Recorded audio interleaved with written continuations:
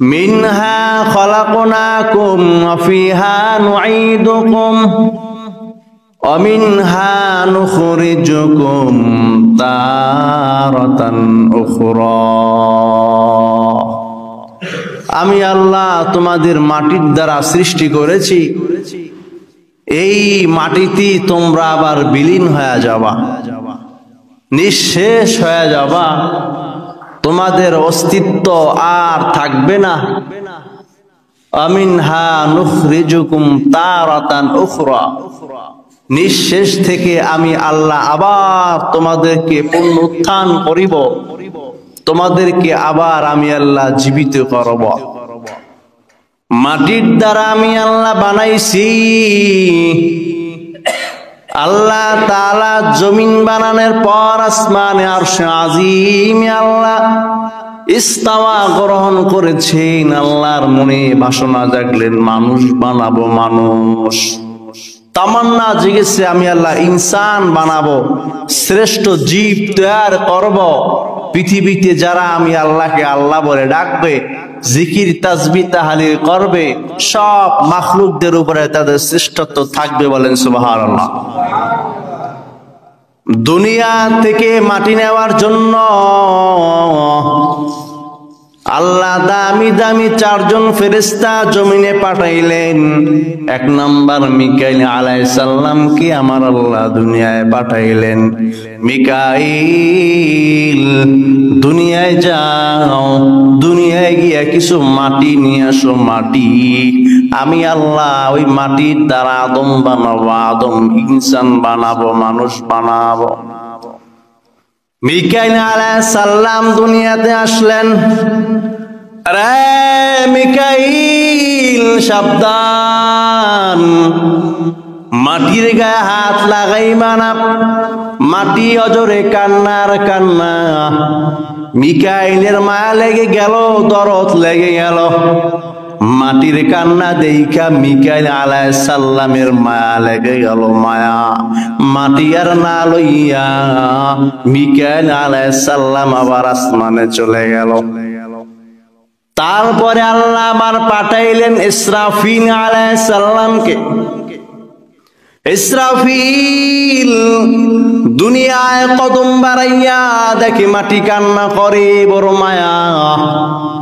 এমন মায়া ইসরাফিলও চলে গেল, মাটির উপরে জোর খাটাইতে পারে না, বড় দরদ লাগে, দরদ। ইসরাফিলও চলে গেলেন। আল্লাহ দুনিয়ায় আবার পাঠাইলেন জিবরাইল আলাইহিস সালামকে। আরে জিবরাইল, জমিন কান্নার কান্না, দুনিয়ার এই মাটি কান্নার কান্না। আল্লাহ তাআলার দরবারে জিবরাইল চলে গেলেন, মাটির উপরে জোর খাটাইয়া, কান্নার উপরে জোর খাটাইয়া। মিকাইলও পারে নাই, জিবরাইলও পারে নাই, সবাই চলে গেল। শেষ মেশ আমার আল্লাহ দুনিয়ায় পাঠাইলেন, আজরাইলকে পাঠায়া দিলেন। আর আজরাইল, তুমি যাও দুনিয়ার সেই জমিন থেকে কিছু মাটি নিয়ে আসো। রং বেরঙের মাটি আনবা, একরকম মাটি না। এই জন্য আপনারা দেখবেন নদীর তলদেশের মাটি একরকম, আমরা বসবাস করি ওখানকার মাটির কালার অন্যরকম। কি বলেন? বিভিন্ন স্থানের মাটির কালার বিভিন্ন রকম। পুকুরের তলদেশের মাটির কালার একরকম। আমরা যেখানে ঘর বাড়ি তৈরি করি সেখানে মাটির কালার অন্যরকম। এই জন্য গোটা পৃথিবী জুড়ে মানুষ এক কালার হয় না, বিভিন্ন কালারের মানুষ হয়। এটা আল্লাহ পাকের একটা কুদরত, বলেন সুবহানাল্লাহ। আজরাইলকে আল্লাহ পাঠাইছেন জমিনে, মাটিও কান্নার কান্না। আর আজরাইল কান্না খাটাইয়া, জোর খাটাইয়া, মালাকুল মউত আজরাইল কান্নার উপরে জোর খাটাইয়া মাটি নিয়ে চলে গেল। আল্লাহর দরবারে গিয়া কয়, মালিক, কান্নার উপরে জোর খাটাইয়া মাটি তোমার দরবারে নিয়ে আসলাম। আল্লাহ বলে আজরাইল মাটির উপরে জোর খাটাইয়া তুমি যেহেতু মাটি আনতে পারলা, কান্নার উপরে জোর খাটাইয়া যেহেতু তুমি মাটি আনতে পারলা, আমি আল্লাহ এমন একটা দায়িত্ব তোমার কাঁধের উপরে দিয়া দেব কিয়ামত পর্যন্ত। সেটা হলো তুমি পারবা মানুষের জান কবজ করতে। আজরাইলকে একটা দায়িত্ব আল্লাহ কাঁধে চাপা দিলেন, কিয়ামত পর্যন্ত আজরাইল তুমি পারবা মানুষের জান কবজ করতে। বাবার সামনে সন্তানের লাশ, মা জননীর সামনে রে সন্তানের বিদায় দিতে তুমি পারবা। রে আজরাইল তুই পারবি বাবার কাঁধের উপরে সন্তানের লাশ উঠাইতে? আজরাইল তুই পারবি ছেলের সামনে দিয়া জনম দুঃখনী আম্মা জানকে নিয়ে যাইতে? আজরাইল রে আর কেউ পারবে না, আর কেউ পারবে না। আমি আল্লাহ তোকে এই দায়িত্বটা দিয়ে দিলাম, কিয়ামত পর্যন্ত সব মাখলুকের জান কবজ করবা তুমি। আজরাইল জান কবজ করার ডিউটি দায়িত্ব পেয়ে গেলেন। আপনারা বলেন তো দেখি, বাংলাদেশে 10 জন, আমেরিকা 10 জন, থাইল্যান্ডে 10 জন, ভারতে 10 জন, একসাথে এক মুহূর্তে মানুষ মরে কি মরে না? হ্যাঁ মরে। একসাথে ভূমিকম্প হলো, বাংলাদেশে 10 জন, এখানে 10 জন, ওখানে 20 জন, ওখানে 5 জন, এরকম মরে না? তাহলে আজরাইল কোথায় দাঁড়ানো? মুফাসসিরিন কিরাম বলেন না না না, আজরাইল হলো মেইন নেতা। এই আজরাইলের অধীনে আমার আল্লাহ তাআলা লক্ষ লক্ষ হাজার হাজার ফেরেশতা রেখেছেন, যারা আজরাইলের কথা মতো ডিউটি পালন করে। যার কারণে বাংলাদেশে 10 জন, আমেরিকা 10 জন, থাইল্যান্ডে 10 জন একসাথে মারা যায় না, ভিন্ন ভিন্ন ফেরেশতা গিয়ে জান কবজ করে। মিনহা খলাকনাকুম ওয়া ফিহা নুঈদুকুম ওয়া মিনহা নুখরিজুকুম তারাতান উখরা। আল্লাহ বলে বান্দা অহংকার আর দিমাগ নিয়ে চলিস না, আমি আল্লাহ তোরে এই দুর্বল মাটির দ্বারা বানাইছি, আমি আল্লাহ আবার মাটিতেই তোকে বিলীন করে দিব। বান্দা অহংকার দিমাগ নিয়ে চলবি না, আমি আল্লাহ আবার মাটির থেকে তোমার দুনিয়ায় জাগরণ করব, হাসর কায়েম করব, পরিণাম ফল জান্নাত দিব না হয় জাহান্নাম। মালাকুল মউত আজরাইলের গ্রুপ গ্রুপ দল দল তারা বিচরণ করে গোটা পৃথিবী জুড়ে। ওই মালাকুল মউত আজরাইল লিস্টিং দিয়ে দেয়, অমুক জায়গায় যাও, অমুক জায়গায় যাও। সে হলো বিশাল মহাজন, লিস্টি দিয়ে দেয়, আর এই লিস্টি নিয়ে নিয়া গোটা পৃথিবী জুড়ে তার সেনাবাহিনীর এরকম বিচরণ করে। যার যখন মউত শেষ হয়ে যায় তার জান তারা কবজ করে। এখানে আবার জান কবজ করার জন্য ফেরেশতার 2টা দল, এক দল জান্নাতি ফেরেশতা আর এক দল জাহান্নামী ফেরেশতা। 2টা দল জান কবজ করার জন্য চলে আসে, একটা হলো জান্নাতি আর একটা জাহান্নামী। 2 দল ফেরেশতা জমিনে বিচারণ করে। মানুষ যখন ইন্তিকাল করে মারা যায়, প্রত্যেকটা মানুষের নামে নামে আল্লাহ আসমানে 2টা দরওয়াজা রেখেছে। কয়টা?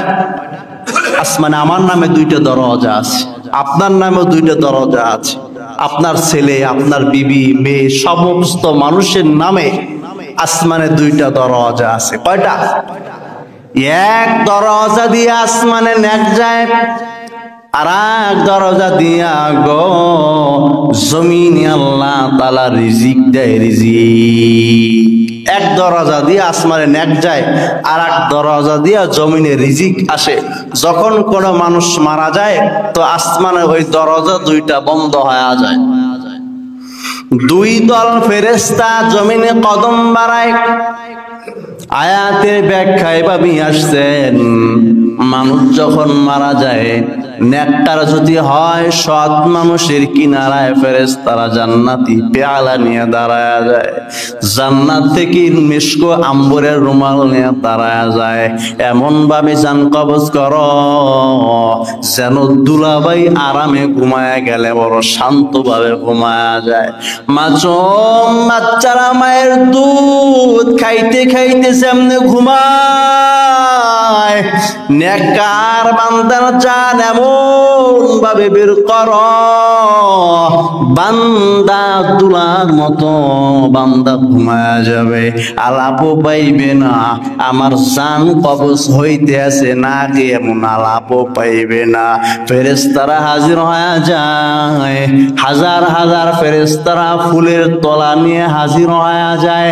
নেককার বান্দার জান কবজ হয়, সৎ মানুষের জান কবজ। গোটা আসমান জুড়ে পৃথিবী জুড়ে ফেরেশতাদের বাহানার পাহাড়। সাবধান যেন এই নেককার মানুষের জানের উপরে কোনো আঘাত না আসে। সৎ মানুষের জান আল্লাহর পয়গম্বর বলেন, তারা জান বের করে নিয়ে যায়, আসমানে নিয়ে যাওয়ার পর প্রথম সেই দরওয়াজার কিনারায় দাঁড়ায় যায়, জান নিয়ে আসমানে চলে যায়। আসমানে ফেরেশতারা বলে, কে? বলে অমুক পিতার অমুক সন্তান। বলে হ্যাঁ, তার জন্য অনুমতি দেওয়া হয়েছে উপরে নেওয়ার জন্য। বলে উপরে নিয়ে যাও। উপরে নিয়ে যাওয়া হয়, বলে আবার উপরে নিয়ে যাও। এরকম ভেদ করতে করতে 7 আসমানে নিয়ে যাওয়া হয়। এই রুহুকে সম্বর্ধনা জানায়, ফুলের তোড়া দেখায়। কতটুক সময়? বলে কবরে রাখার আগ পর্যন্ত সময়। কতটুক সময়? একজন মানুষ ইন্তেকালের পর দাপন কাপন গোসল আদি কাপন পরানো কবরে রাখা পর্যন্ত তার আত্মাটা চলে যাইতেছেন প্রথম আসমান, দ্বিতীয় আসমান, তৃতীয় আসমান। আল্লাহ তাআলার দরবারে যখন যায়, নেককার বান্দা হইলে আল্লাহ বলে, ও ফেরেশতারা যাও, বান্দার এই রূহটা ইল্লিনের মধ্যে রেখে দাও, জান্নাতের মধ্যে পাঠায় দাও। বলেন সুবহানাল্লাহ। নেককার মানুষ যদি হয়, বলে এই আত্মাটা ইল্লিনের ভিতরে রেখে দাও, জান্নাতের ঘেরান সুবাসে পেতে থাকবে। বারজাখের যুগে বারজাখে গিয়ে সে শান্তিতে থাকবে, আরাম আয়েশে থাকবে। এই জন্য নেককার মানুষকে কবরে রাখার পরে মানুষ সওয়াল জবাব দিক বা না দিক, কবরে রাখার পর তার বারজাখের দুনিয়া শুরু হয়ে যায়। আলমে দুনিয়া জগৎ, বসবাসের জগৎ। বারজাখ হলো কবরের জগৎ। বারজাখ কি? কবরের একটা জগৎ আছে, আমরা কবরে থাকবো। কবরের একটা জগৎ আছে, আমাদের সকলের হবে ইনশাআল্লাহ। ওই কবরের বারজাখ জাবানা ভালো হবে পৃথিবীতে যদি সৎ কাজ করতে পারি। ঠিক আছে? ভালো মানুষ না খারাপ মানুষ? ফেরেশতারা গণনা দিয়া ঘুরে, এলাকায় এলাকায় ঘুরে, নামাজি আসিল না বেনামাজি এটা দেখবে না, ভালো মানুষ না খারাপ মানুষ। নামাজি না বেনামাজি ওটা পরের হিসাব। ভালো মানুষ না খারাপ মানুষ? নামাজ পড়ে মিথ্যা কথা বলে, চঙ্গুল করি নেফাকি মনের মধ্যে শয়তানি, ভালো মানুষ না খারাপ মানুষ? কি বলেন? ভালো মানুষ না খারাপ?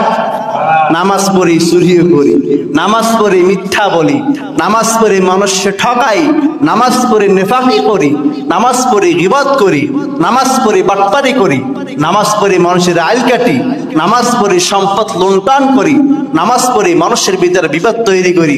বলেন ভালো মানুষ না খারাপ মানুষ? ফেরেশতারা লিস্টি কইরা লয়া যায়, ভালো মানুষ না খারাপ মানুষ? ভালো মানুষের কবর আল্লাহ তাআলা জান্নাতের বাগান বানায় দিবেন। পয়গম্বর আরবি কয়, খারাপ মানুষের জান কবজ করত জাহান্নামের ফেরেশতারা হাজির হয়ে যায়। কেমন ভাবে জাহান্নামীদের বদকারে জান কবজ করা হয়, জাহান্নামের ফেরেশতারা হাজির। দুর্গন্ধওয়ালা একটা রুমাল নিয়ে বান্দার সামনে হাজির হয়ে যায়। এমন দুর্গন্ধ, যদি ওই দুর্গন্ধটা দুনিয়ার মধ্যে ছেড়ে দেওয়া হয়, সব মানুষ কয়েক সেকেন্ডের মধ্যে মারা যাবে। এমন দুর্গন্ধ বান্দার সামনে হাজির হয়ে যায়। ওইদিকে বান্দাও লাফাইতে থাকে, চোখ বড় হয়ে যায়। পয়গম্বর আরবি বলেন, জীবন্ত একটা উট বকরি চামড়া ছিললে কেমন কষ্ট হয়, ওর থেকেও বদকারে জান এমন কষ্ট। আল্লাহর নবী বলেন, সাহাবীরা আমার, বদকারে জান এমন ভাবে বের করা হবে, জীবন্ত পশু থেকে চামড়া খুলে ফেললে কেমন কষ্ট হয়, এই পশু কোনোদিন বলতে পারবে না। আমার কেমন কষ্ট হয়, এটা পশু কোনোদিন বলতে পারবে না। বদকারে জান এমন ভাবে বের করা হয়, বদকার চোখ বড় বড় হয়ে যায়, পায়খানা করে দেয়, চোখ পুরো বড় বড়, মাথার থেকে নিয়ে পা পর্যন্ত তার শরীর পেঁচিয়ে পেঁচিয়ে দুর্গন্ধ জখম রুমাল দ্বারা ফেরেশতারা তার জানটা বের করে নিয়ে যায়, হাত ভিতরে ঢুকায়া দেয়। বলে, নেককার মানুষের জান তাড়াতাড়ি বের হয়ে যায়, বদকারে জান বের হইতে বড় কষ্ট হয়। আপনারা মানুষের মৃত্যু দেখছেন কিনা জানি না, আমি কয়েকজন মানুষের খুব মৃত্যু দেখেছি। লাফাইতেছেন বলে, এই জন্য মুমূর্ষ কোন মানুষ আমাদের বাড়ি ঘরেতে আছে। মুমূর্ষ লোক যখন থাকে সেখানে গয়রে মাহরাম কাউকে রাখবেন না। যদি পুরুষ হয়, কি হয়, পুরুষ, আপনি মনে করতেছেন যে আমার বাবা আমার ভাই এমন অসুস্থ, বাঁচবে না, এরকম একটা আলামত চোখে বেশি আসছে, তখন গয়রে মাহরাম এমন মহিলাকে পাশে রাখবেন না যেই মহিলার সাথে দেখা দেওয়া জায়েজ নেই। মাসলাটা বুঝাইতে পারিনি। এমন মহিলা তার পাশে রাখবেন না যে মহিলার সাথে দেখা দেওয়া কি নাই, জায়েজ নাই। এর দ্বারা মৃত্যুর কষ্ট হয়, কি হয়, এর দ্বারা মাইয়াতের কষ্ট হয়। এবং এমন কোন পুরুষকে রাখবেন না, আপনার বিবি, আপনার মা, বোন যখন মারা যাবে মুমূর্ষ অবস্থায়, এমন কোন পুরুষকে রাখবেন না পাশে যেই পুরুষের সাথে তার দেখা দেওয়া হারাম। যে পুরুষের সাথে তার দেখা দেওয়া কি হারাম। মুহতারাম হাজিরিন, যেই কথা বলতেছিলাম, এভাবে বদকারে জান এভাবে কষ্ট করে কঠিন আকারে বদকারে জান বের করে ফেরেশতারা প্রথম আসমানে চলে যায়, জাহান্নামের ফেরেশতারা। আর ফেরেশতারা যখন দাঁড়ায়, প্রথম আসমানের ফেরেশতারা অনুমতি দেয় না। কার জান নিয়ে আসছো, বলে অমুক পিতার অমুক ছেলে। অনুমতি দেওয়া হয় না, তার কোনো উপরে যাওয়ার আর কোনো অনুমতি দেওয়া হয় না। কি করব, তার ঠিকানা সিজ্জিন, তার ঠিকানা জান্নাত না, তার ঠিকানা জাহান্নাম। সিজ্জিনের ভিতর তার রূহটা রেখে দাও। বারজাকের জামানা, কবরের যুগ, কবরের হিসাব কিসাব কেমন হবে, বারজাক ভিন্ন এক বয়ান। বরজাক এমন একটা আলামত, পয়গম্বর আলাইহিস সালাম সাহাবায়ে কেরামদের বয়ান শুনাইছেন। সাহাবীরা এমন সাবধানে জমিনে বিচরণ করো, জোর খাটাইয়া মাটির উপর একটা লাথিও মারিও না, কারণ রে আমার সাহাবীরা যুগ যুগ ওই মাটির নিচে থাকতে হবে। জোর খাটাইয়া, শরীরে শক্তি আছে, জোর খাটাইয়া মাটিকে একটা অনিচ্ছাকৃত ভাবে লাথি মারিস না, কারণ এই মাটির নিচে যুগ যুগ ধরে থাকতে হবে। বারজাকের জামানা যারা নেককার হবেন, পয়গম্বর আরবি সাল্লাল্লাহু আলাইহি সাল্লাম বলেন, যারা নেককার হবেন আমার আল্লাহ তাদের কবরে জান্নাতের হাওয়া বাতাস চালু করে দিবেন। তারা মনে করবে আমরাই তো মনে হয় বড় আরামে আছি, বড় সুখে আছি, বড় আরাম। জাহান্নামীরা যাদের বরজাখ, যারা বদকার, তাদের কবরে জাহান্নামের আগুন ঠেলে দেওয়া হবে, ভয়ঙ্কর জাহান্নাম দেখানো হবে, ভয়ঙ্কর আযাব দেখানো হবে। আর তারা মনে করবে এত আযাব জীবনও দেওয়া হয় না, এত কষ্ট, এত জুলুম। এই জন্য আল্লাহর পয়গম্বর বলেন, আল্লাহ তাআলা মানুষদের মাটির দ্বারাই সৃষ্টি করেছেন। অমিনহা নুখরিজুকুম তারাতান উখরা, বান্দা মাটির সাথে বিলীন হয়ে যাবা, আবার মাটির ঠিকই আমার আল্লাহ জাগাইব। যতদিন মাটির এই উপরে থাকবা অহংকার করবি না, দিমাগ দেখাইবা না, কারণ এই মাটির সাথে আবার বিলীন হয়ে যাবা। মাটির সাথে বেয়াদবি করিস না, এমন ধরা বান্দা খাইবা যেই দিন পালানের কোনো রাস্তা পাইবা না। এই জন্য সাময়িক অল্প সময়ের জন্য আল্লাহ আমাদেরকে দুনিয়ায় পাঠাইছেন। এই মাটির দেহটা আবার এই মাটির সাথে বিলীন হয়ে যাবে। বলেন এই দেহটা নিয়ে আছে কিসের এত অহংকার, কিসের বাহাদুরি?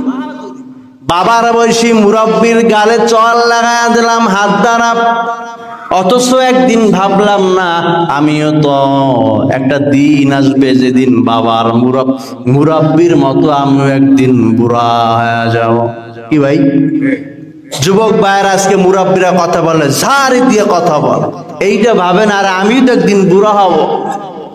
এই জন্য মুরব্বীদের নিয়ে হাসি তামাশা করা যাবে না, কারো উপর দুর্বলের উপরে কোনো জোর খাটানো যাবে না, নিষেধ।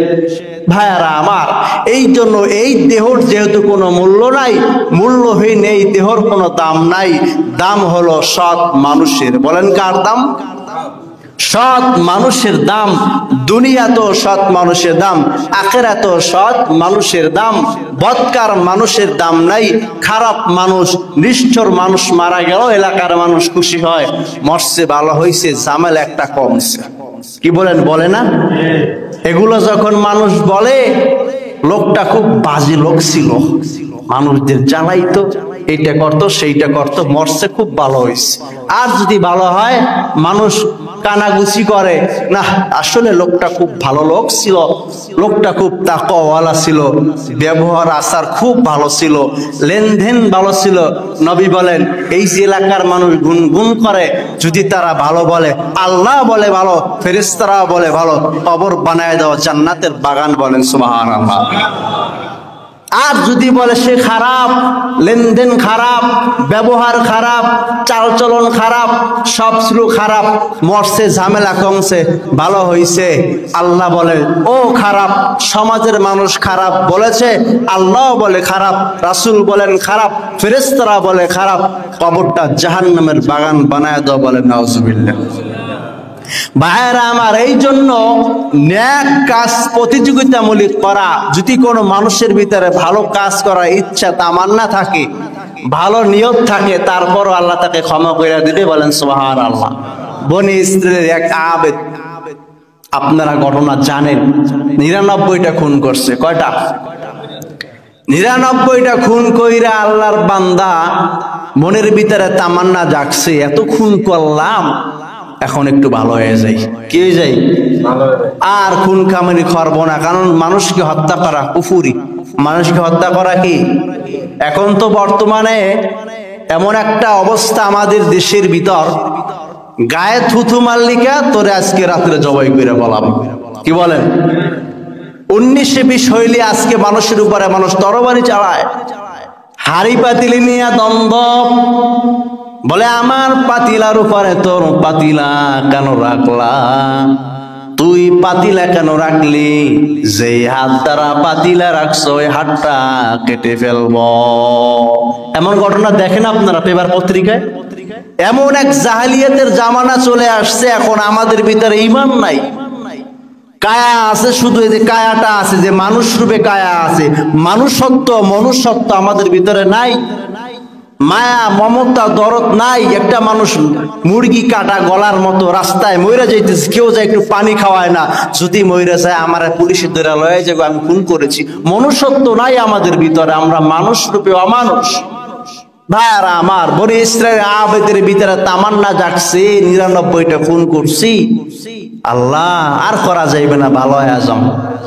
বড় একজন আলেমের কাছে গেছে, হুজুর 99টা খুন করছি, চাইছি তওবা তিল্লা কইরা ভালো আজম আর খুন টুন করতাম না। হুজুর মাথে হাত দিয়ে কয়, সর্বনাশ, আল্লাহ তোরে মাফ করবে না, 99টা খুন।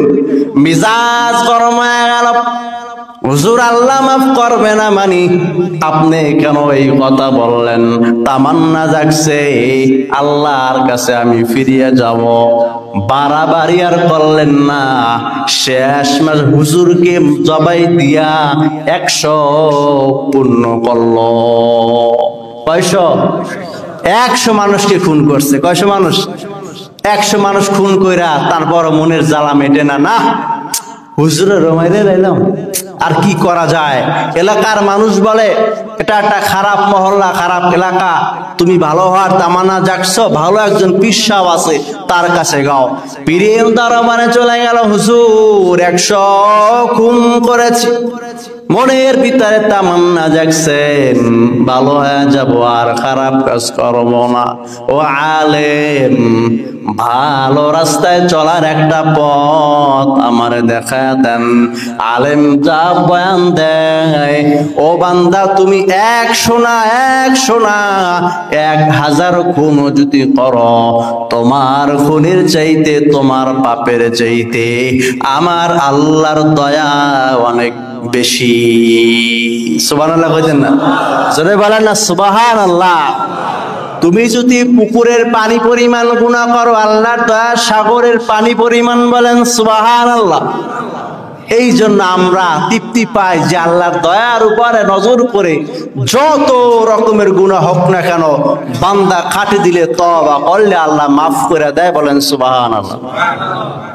এই লোক বয়ান দিলেন, আলেম বয়ান দিয়া শুনাইছেন যে অমুক জায়গায় চলে যাও, তোমার এলাকাটা ভালো না, তোমার এলাকাটা বড় খারাপ, মানুষ ডাকাতি করে, বদমাইশি করে, ভালো এলাকায় চলে যাও, গিয়ে সেখানে আল্লাহর ইবাদত করো, আল্লাহকে ডাকো, খাঁটি তওবা যদি করতে পারো, আমার আল্লাহ জীবনের গুনাহগুলো মাফ করে দিবেন। আল্লাহর বান্দা রওনা হয়ে গেলেন। সামন্দিক কিছু দূর যাওয়ার পর মালাকুল মউত আজরাইল হাজির হয়ে গেল, জান বান্দার কবজ হয়ে গেছে। কিছু দূর আগাইছে, তার মহল্লা থেকে জান কবজ হয়ে গেছে। ইন্তেকালের পরে 2 দল ফেরেশতা নিয়ে মারামারি। জাহান্নামের ফেরেশতারা হাজির, জান্নাতের ফেরেশতারা হাজির। জাহান্নামের ফেরেশতারা বয়ান দেয়, এই বান্দা জাহান্নামী, জান নেওয়ার জন্য এসেছি, সিজ্জিনের ভিতরে তার জানটা, রূহটা রেখে দেব। আর জান্নাতি ফেরেশতারা কয় না, ও তওবা করার ইরাদা করেছে, তামান্না করেছে, সে ভালো হয়ে যাবে, অতএব সে জান্নাতি। অতএব সে কি? জান্নাতি। এবারে তার রূহ কে নিবে, কে দেবে, এই ফয়সালা 2 দল ফেরেশতাদের ভিতরে এই দ্বন্দ্ব শুরু হয়ে গেছে, কারাকারি শুরু হয়ে গেছে। এক দল বলে জান্নাতি, এক দল বলে জাহান্নামী। আল্লাহর দরবারে চলে গেল জিবরাইল আলাইহিস সালাম। আল্লাহর দরবারে গিয়ে বলে, আল্লাহ, তোমার এক বান্দার এই মওত হয়ে গিয়েছে, তার রূহটা নিয়ে এরকম এরকম দ্বন্দ্ব শুরু হয়েছে। আল্লাহ তাআলা একটা আইন জারি করে দিলেন যে তার মহল্লা এবং সে ভালো হওয়ার জন্য যেই মহল্লায় যাওয়ার জন্য আগাইছে, সে তার লাশটা যেখানে আছে সেখান থেকে তার মহল্লা কাছে নাকি ভালো হওয়ার জন্য যেদিকে আগাইছে ওই দিকটা বেশি কাছে, এটা মাপো। এটা কি বলেন? এটা কি মাপো?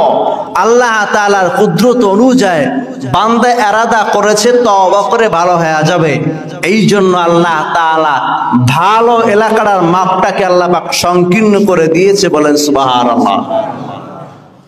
জমিনটা কি করে দিয়েছে? সংকীর্ণ, চাপাই দিয়েছে। ফেরেশতারা মাপা শুরু করে দিল, দেখে এবারে ভালো হওয়ার দিকটা আগানো, বাড়ির থেকে রওনা হয়ে গিয়েছেন।